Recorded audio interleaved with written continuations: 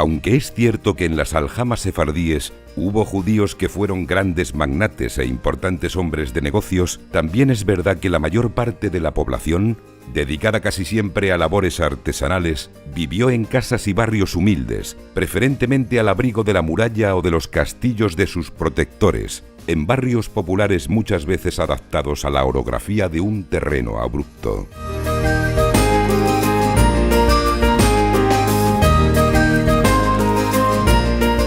Un ejemplo magnífico de este tipismo que no ha conseguido borrar el paso de los siglos es, sin duda, el barrio de San Antonio de la Quebrada de Cáceres, conocido como la Judería Vieja, un entorno lleno de encanto, flores y luz, en el que los judíos cacereños vivieron al menos 4 centurias en tiempos de la dominación musulmana y 2 siglos y medio más con los cristianos.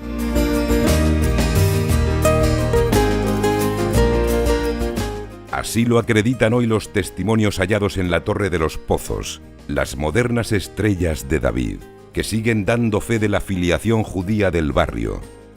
El magnífico Palacio de Galarza, donde vivió el rabino Sergus Cohen, o el Olivar de la Judería, que recrea un pequeño Jerusalén en el mismo corazón de la ciudad monumental. Y muy especialmente la ermita de San Antonio, que sigue manteniendo el aroma y las proporciones de la antigua sinagoga.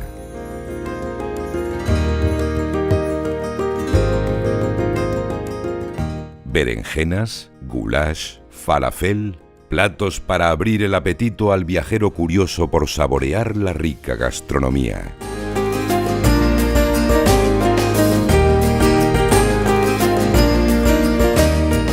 Un testimonio que continúa, atravesando el Arco de la Estrella por las calles de la Judería Nueva de Cáceres,